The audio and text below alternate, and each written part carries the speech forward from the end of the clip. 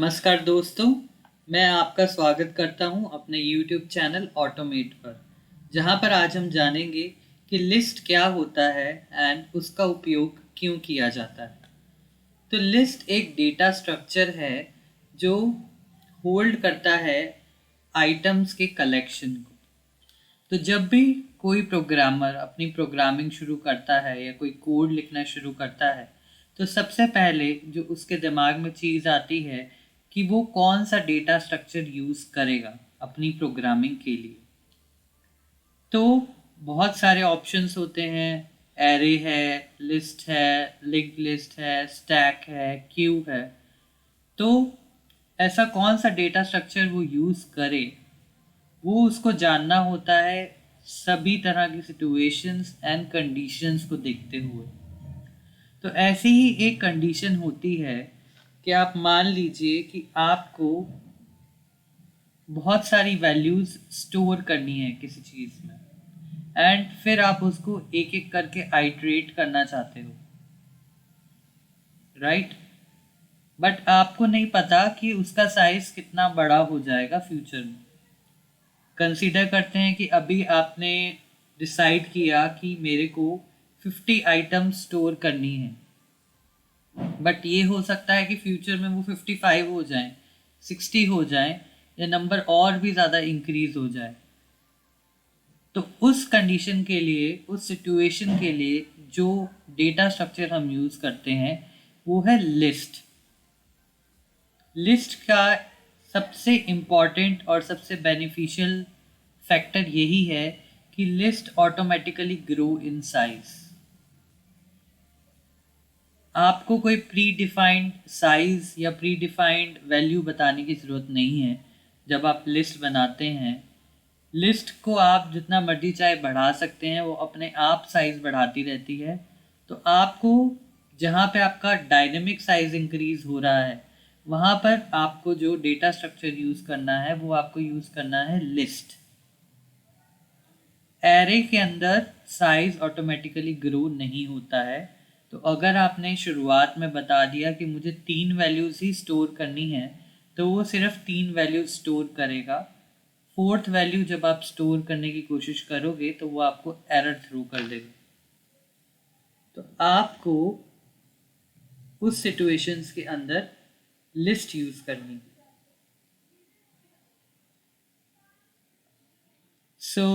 नीचे आप एक एग्जांपल भी देख सकते हैं कि एक प्रोग्रामर है who want to store a product ID of all the products present on their web store, and then he want to process them one by one.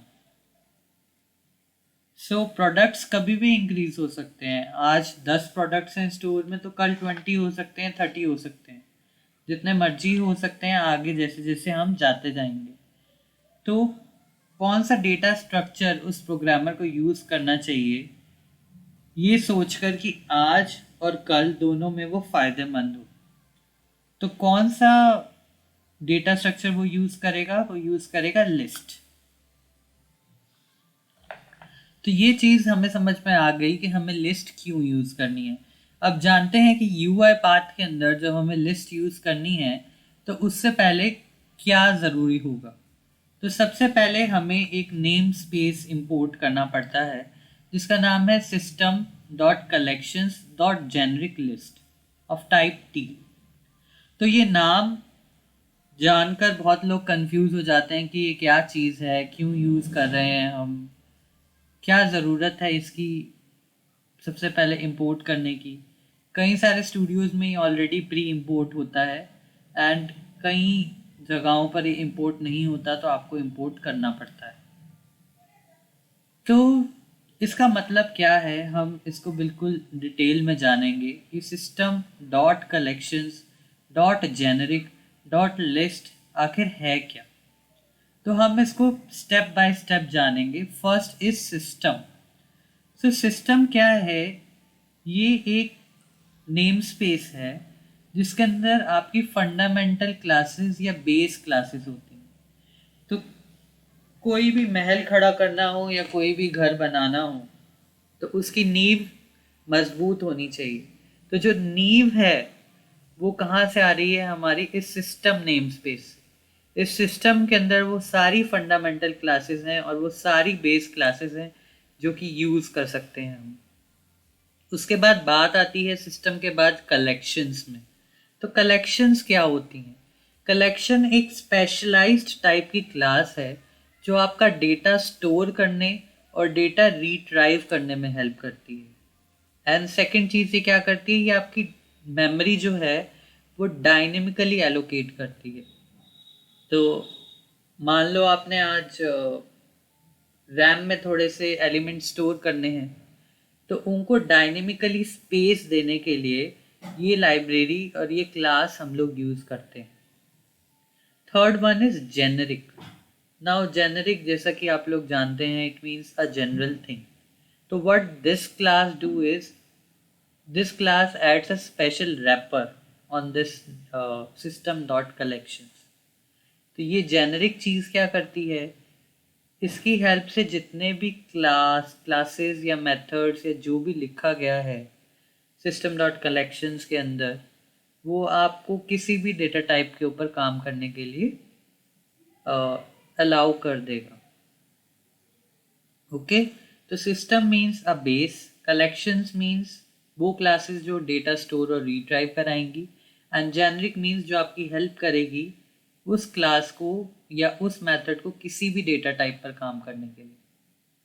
तो ये तीन पॉइंट्स के बाद हम जो डेटा स्ट्रक्चर यूज़ कर रहे हैं उसका नाम है list, and then list of type, any type which you can define. तो इसके बाद हम लोग UI पाथ में लाइव डेमो देखेंगे और जानेंगे कि कैसे हम लोगों का ये सिस्टम डॉट कलेक्शन और जेनरिक लिस्ट हम किस तरह से यूज़ कर सकते हैं और किस तरह से लिस्ट बनाएंगे और उनको आगे यूज़ कर पाएंगे। So guys, now we are going to discuss how to create a list in UiPath. So this is my community edition for UiPath, and I have opened a project in UiPath and opened a main.xaml file and drag and drop one sequence and renamed it to list demo. And I have used one more activity write line to to print the string the list demo.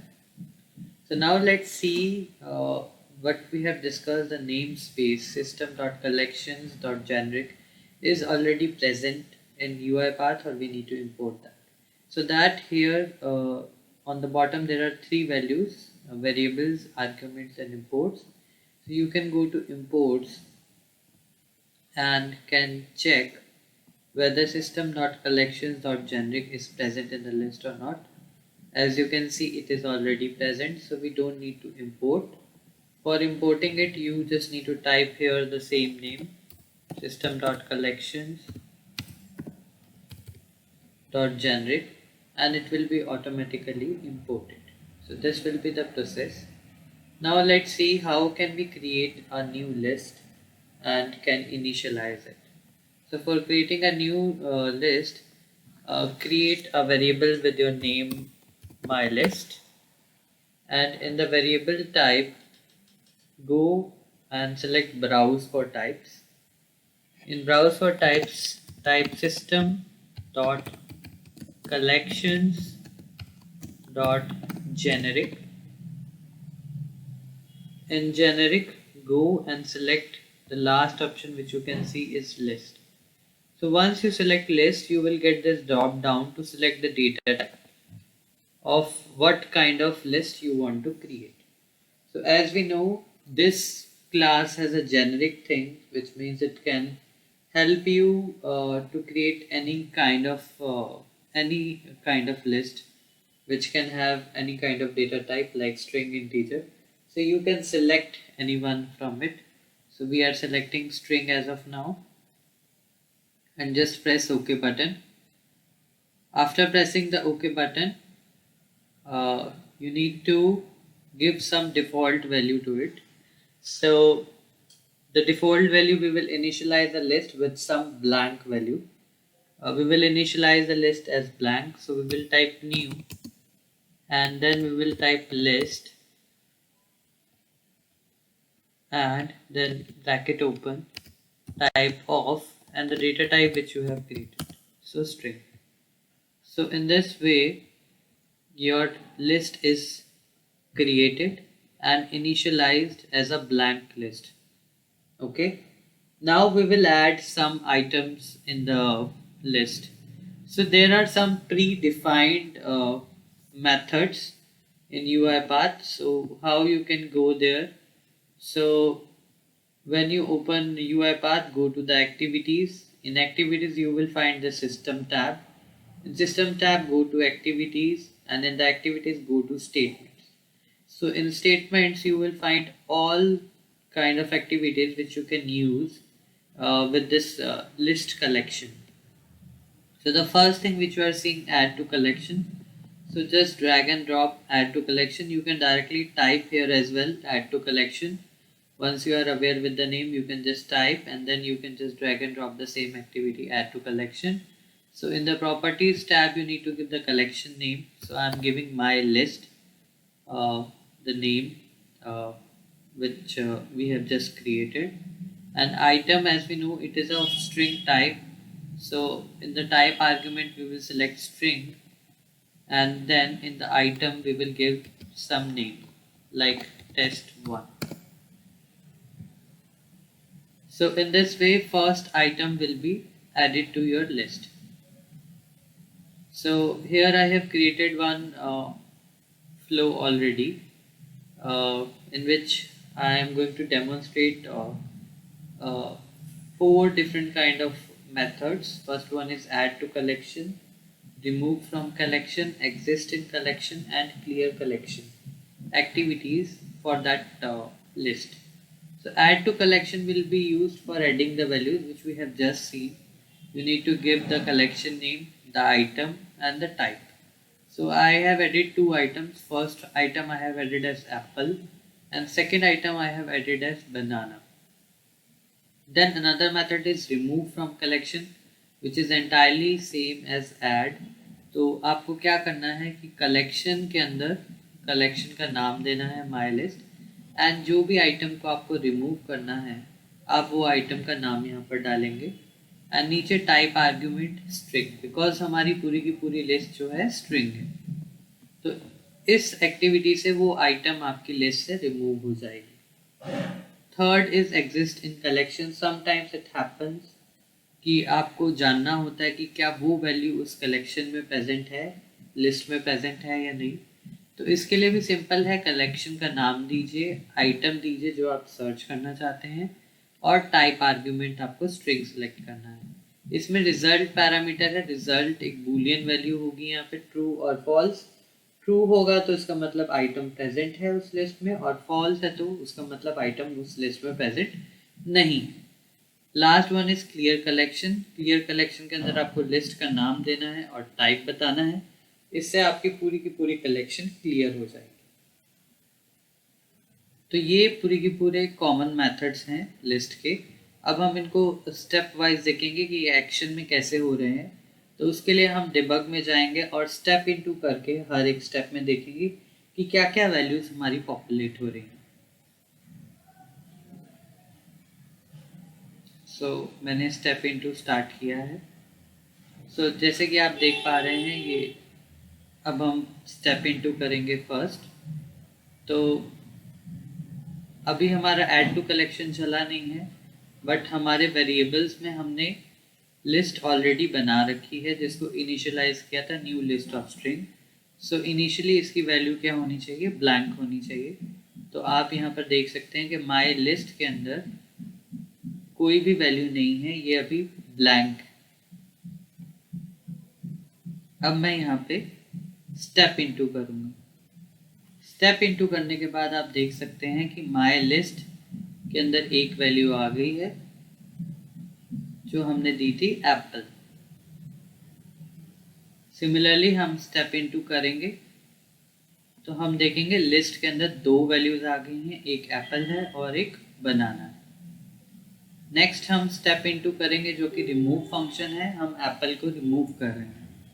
तो वैसे ही आप देख पा रहे हैं कि list के अंदर आपकी एक वैल्यू रह गई है। अब एप्पल रिमूव हो चुका है, खाली बनाना है।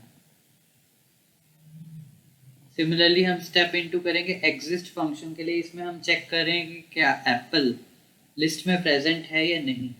तो जैसे ही मैंने स्टेप इनटू किया, आप देखिए रिजल्ट की वैल्यू क्या आ गई है, फॉल्स। इसका मतलब कि एप्पल आपके लिस्ट में प्रेजेंट नहीं। लास्ट है हमारा क्लियर कलेक्शन। इसको मैंने स्टेप इनटू किया तो आप देखिए लिस्ट दोबारा से ब्लैंक हो गई है। लिस्ट पूरी की पूरी आपकी ब्लैंक हो चुकी है, उसके अंदर कोई भी वैल्यू नहीं। तो इस तरह से ये पूरा का पूरा कॉमन मेथड्स थे कि आप लिस्ट का यूज कर करके क्या क्या चीजें कर सकते हैं।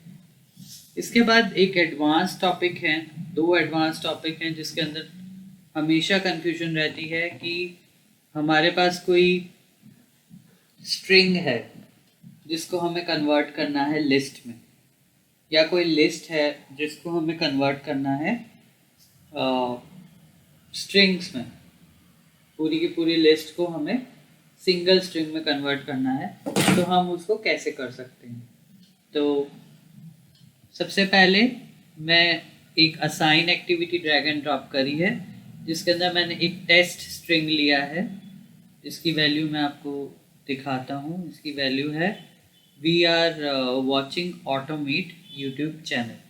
तो ये एक जनरल स्ट्रिंग मैंने लिया है, इसमें मैंने कोई वैल्यू अलग से ऐड नहीं करी है। देन अब यहाँ से स्टेप शुरू होता है। आपको यहाँ पे वेरिएबल पेन में जाके दो वेरिएबल्स बनाने हैं। फर्स्ट वन बनाना है माई array, which will be for array, and one will be for the list. तो लिस्ट के लिए जैसे मैंने आपको बताया था पहले, आपने वैसे ही बनाना है, और इसमें आपको डिफ़ॉल्ट वैल्यू देने की ज़रूरत नहीं है। देना चाहते हैं तो आप दे सकते हैं, नहीं देना चाहते तो मत दीजिए। माई एरे, एरे कैसे क्रिएट करते हैं, आपको यहाँ पे drag and drop variable type में करना है। और array of T, you can see here array of T, इस पर आप क्लिक कीजिए तो वो आपको पूछेगा कि आपको कौन सा एरे बनाना है। तो हम एरे ऑफ स्ट्रिंग सेलेक्ट कर लेंगे। तो एक एरे बनाना है और एक लिस्ट बनाना है। उसके बाद हम असाइन करेंगे। अब स्ट्रिंग्स के दो मेन फंक्शंस हम इसमें यूज करते हैं, एक है स्प्लिट और एक है ज्वाइन। स्प्लिट का मतलब जैसे कि आप समझ पा रहे हैं कि ये स्प्लिट कर देगा आपके पूरे के पूरे स्ट्रिंग को टुकड़ों। तो we are watching YouTube channel, automate YouTube channel, तो ये इन सब को स्प्लिट कर देगा। तो आपको कुछ नहीं करना, स्प्लिट के अंदर आपको स्ट्रिंग का नाम देना है। तो ये एक एरे क्रिएट कर देगा स्ट्रिंग्स के ऑटोमेटिकली। और जैसे ही आपके पास एरे आ जाता है तो एरे का डायरेक्ट फंक्शन है माई एरे डॉट टू लिस्ट। तो ये डायरेक्टली आपके एरे को लिस्ट में कन्वर्ट कर देगा। ओके, सेकेंड, अब मेरे पास लिस्ट है, मैं लिस्ट को चाहता हूँ, जो भी मेरी पूरी की पूरी लिस्ट मेरे पास आ चुकी है, मैं चाहता हूँ कि वो सिंगल स्ट्रिंग में कन्वर्ट हो जाए।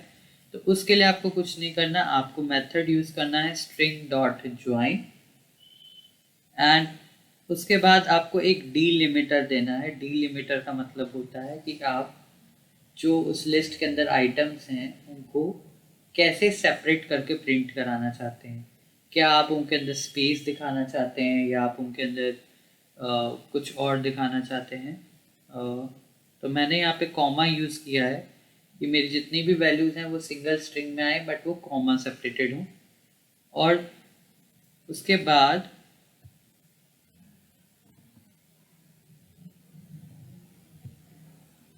बाद आपको लिस्ट का नाम देना है, जो भी आप लिस्ट कन्वर्ट करना चाहते हैं, और उसको एरे में कन्वर्ट करना है डॉट टू एरे फंक्शन से। बस ये करते ही आपका ये स्ट्रिंग तैयार हो जाएगा और उसको आप राइट कर सकते हो या यूज़ कर सकते हो वेयर एवर यू वांट। अब मैं आपको इसको भी डिबग में स्टेप इनटू मोड से दिखाता हूँ कि ये कैसे चलेगा। तो हमने शुरू कर दिया है, रोबोट इनिशियलाइज हो रहा है। रोबोट इनिशियलाइज होने के बाद ये टेस्ट स्ट्रिंग है, जिसको मैंने इनिशियलाइज कर दिया। तो आप देख सकते हैं टेस्ट स्ट्रिंग की वैल्यू यहाँ पे आ गई है। We are watching automate YouTube channel. Next step is I will convert it into array. So currently you can see कि माई एरे और माई नल बोथ सबकी वैल्यूज नल हैं यहाँ पे। तो मैंने स्टेप इनटू किया। तो स्प्लिट मेथड ने क्या किया, जितने भी स्ट्रिंग के अंदर वैल्यूज थी, we are watching automate YouTube channel, so these are 7 values, इसको उसने कन्वर्ट कर दिया एरे में। So this is array, so this it is converted into array as of now, array of strings. Then मैं अब step into करूँगा और इसको लिस्ट में कन्वर्ट कर दूंगा। सो अब आप देख सकते हैं हमारी लिस्ट भी तैयार हो गई है। पूरी की पूरी लिस्ट हमारी तैयार हो गई है जिसमें 7 वैल्यूज हैं। We are watching automate YouTube channel. अब बहुत लोगों में ये कंफ्यूजन होता है कि हमने पहले स्ट्रिंग को एरे बनाया, एरे से फिर लिस्ट बनाया, ऐसा क्यों कर रहे हैं। सो स्ट्रिंग का जो डिफ़ॉल्ट मेथड है वो इसको एरे में ही कन्वर्ट करेगा, एंड देन हम एरे से इसको लिस्ट में कन्वर्ट इसलिए कर रहे हैं क्योंकि लिस्ट के बहुत सारे बेनिफिट्स हैं, जिसका सबसे मेन बेनिफिट ये है कि इसका साइज ऑटोमेटिकली ग्रो हो जाता है। तो इन फ्यूचर आप इसके अंदर कोई और वैल्यूज़ ऐड करना चाहते हैं तो आप इसको लिस्ट में कन्वर्ट कर लीजिए। अगर आप 7 वैल्यूज़ ही रखना चाहते हैं तो आप इसको स्ट्रिंग में एरे में ही रखिए, इसको कन्वर्ट करने की ज़रूरत नहीं है। तो अब आप देख सकते हैं कि हमारी माई लिस्ट तैयार हो चुकी है और लिस्ट टू स्ट्रिंग टेक्स्ट अभी हमारा ब्लैंक है। तो अब हम इसको कन्वर्ट करेंगे स्ट्रिंग में, सिंगल स्ट्रिंग में। तो ये अब हमारा सिंगल स्ट्रिंग में कन्वर्ट हो चुका है एंड आप देख सकते हो ये सारी वैल्यूज़ कॉमा सेपरेटेड हो गई हैं एक सिंगल स्ट्रिंग में। हम यहाँ पर कोई और भी डिलिमिटर दे सकते हैं। तो उसके बाद ये उस तरह से डिलिमिटाई होके स्ट्रिंग दिखेगा। अगर मैं यहाँ पे स्पेस देता तो आपको नॉर्मल वही स्ट्रिंग दिखता जो हमने स्टार्टिंग में लिया था। लास्ट में ये स्टेप इनटू एक्टिविटी का यूज़ किया है मैंने और आप देख सकते हैं कि उसने वो स्ट्रिंग प्रिंट कर दिया है यहाँ पे। और इस तरह से ये हमने स्ट्रिंग को लिस्ट में कन्वर्ट किया और लिस्ट को स्ट्रिंग में कन्वर्ट किया। सो ये बहुत एडवांस टॉपिक्स हैं जो कि आप यूज़ कर सकते हो अपने प्रोजेक्ट्स में और जो कि आपको बहुत ज़्यादा फ़ायदेमंद होंगे।